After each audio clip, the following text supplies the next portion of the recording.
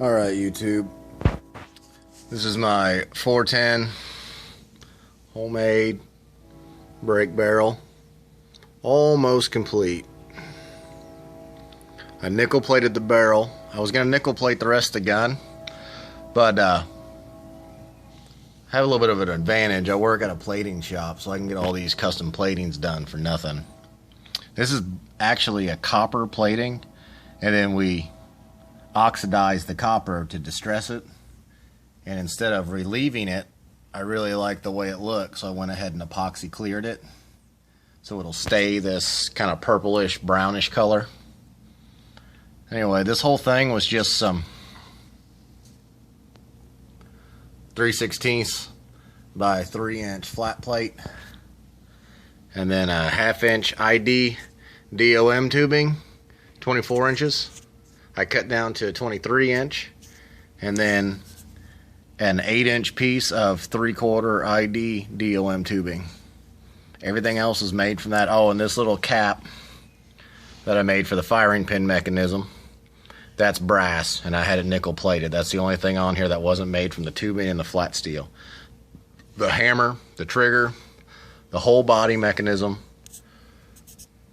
the trigger guard, everything was all made from just the 3/16 flat steel, all welded. And I went ahead and center drilled all this.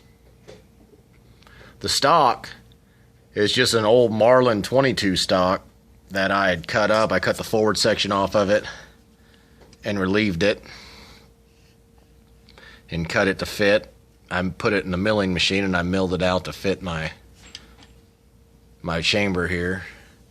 And the pistol grip is actually the centerpiece that I cut right here in front of the stock, and I just center sawed it, drilled it out. I know the lighting kind of sucks, but I've got finger grooves cut into it. And the rear stock, I just left it exactly the way it was. I just like this drop down, and it still says Marlin in the back, actually, if you can see it here. It's a brake barrel. I haven't really greased everything yet. Let me see here. I don't know how to hold this phone. Here we go. I'll use my toe.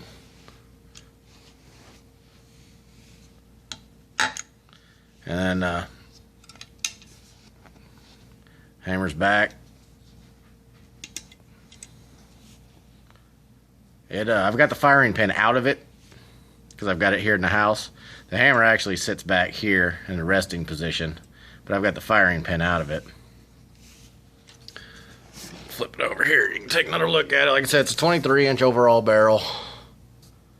If you guys are interested in how I built this, leave me a comment.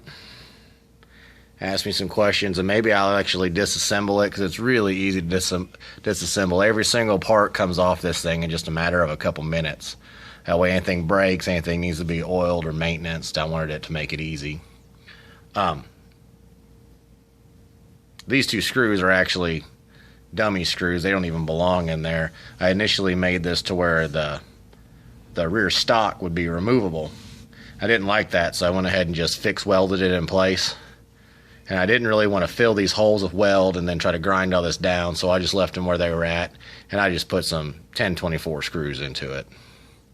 But it's all stainless hardware as far as the screws go. I don't like this screw. I have a receiving pot and screw in the pistol grip, and I do not like it. I don't like the way it's set up. It's bulgy, and I don't really want to recess this to put it in there.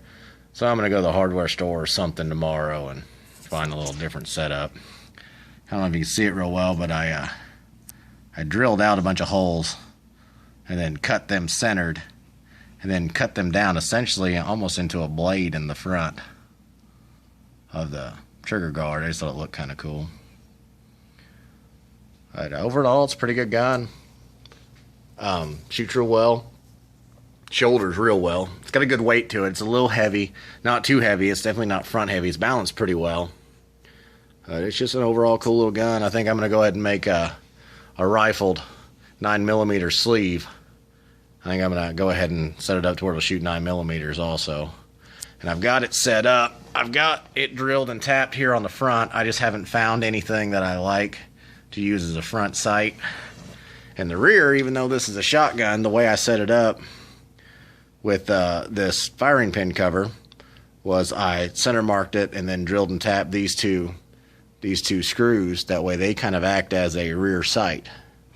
So I've got a cool straight line sight all the way down. I know it's a shotgun, you don't need a sight, but I don't know, just thought it was a cool little idea.